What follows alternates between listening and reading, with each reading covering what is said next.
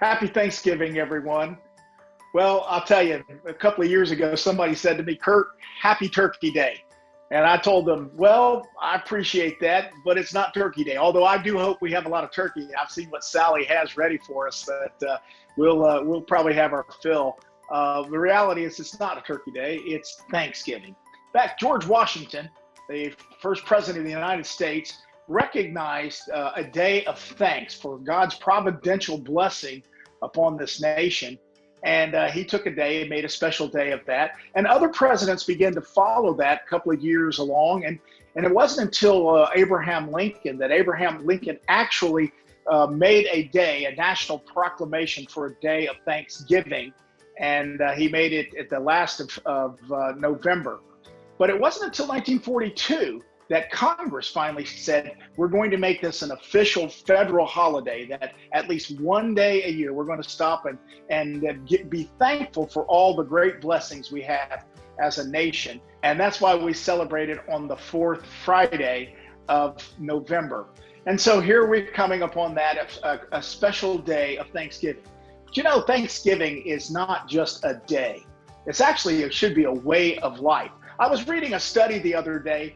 There was one in 2005, there was one in 2012, and one in 2014 that was talking about the correlation between a person who has a spirit of thanksgiving and mental health. And so some psychologists were working with some folks who had a lot of anxiety, depression.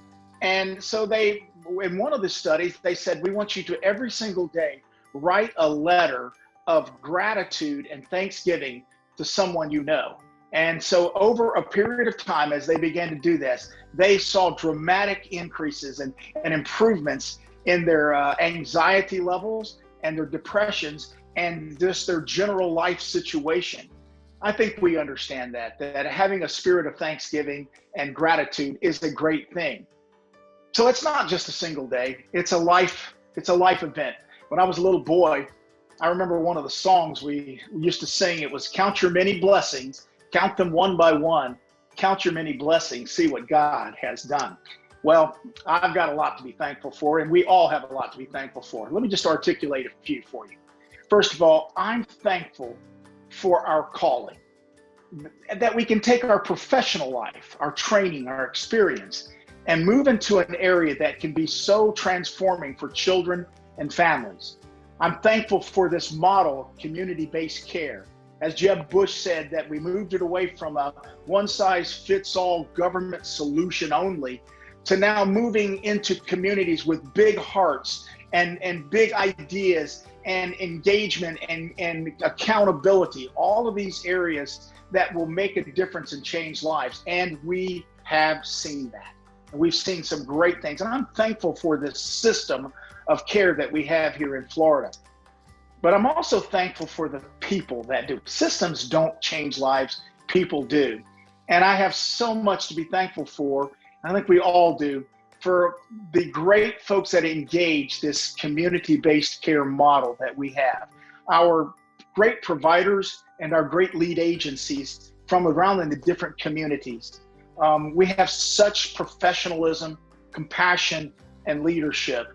And I think it's why we experience such good results. We're not perfect. We have a long way to go. And yet I have seen, because of our providers and our lead agencies and their work, we have made such a major difference. I'm also thankful for so many folks who open up their lives and their families, like our foster families. Florida has some great foster families. We've done a lot to help recruit and engage a lot of great foster families, and I appreciate their love for just opening up their families.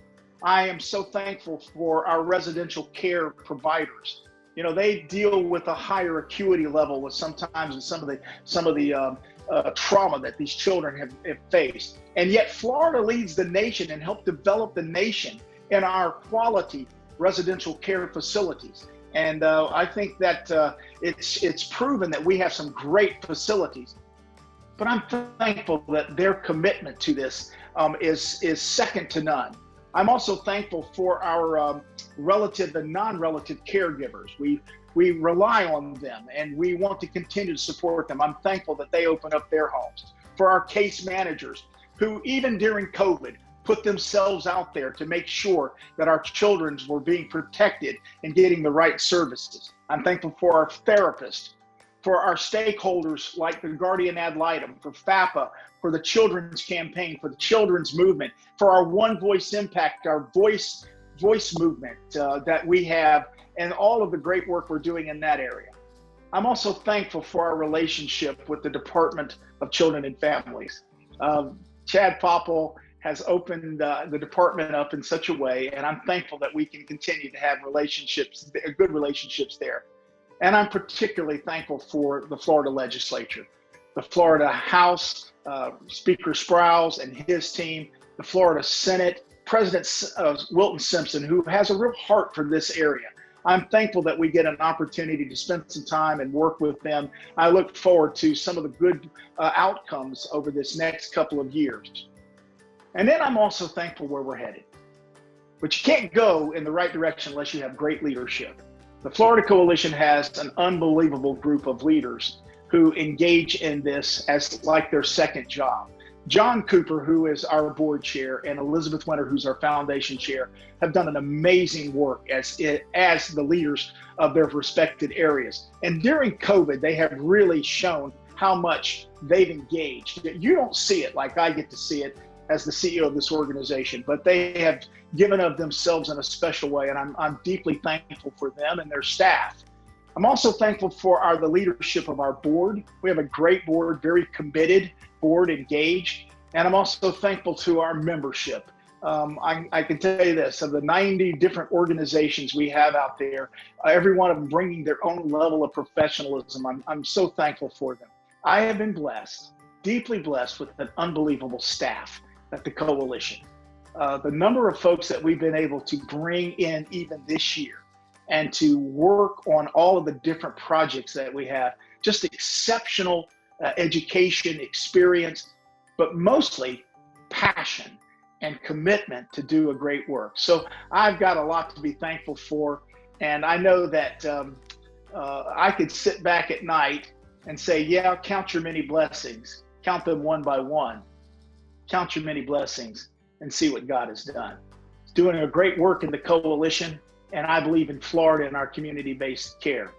So I hope that in between all of the turkey and the pie and the stuffing and all the stuff that you're going to do, I hope that you take the time to give thanks to people around you, give thanks to God for his blessing upon you. And I also hope that you will all try to make that as a daily habit. You'll see, I believe, a reduction in some of the anxiety and some of the trials that we have to face. We have a great work and a great challenge. With that, let me say this. Happy Thanksgiving. I look forward to serving you through the end of this year and into next. God bless you.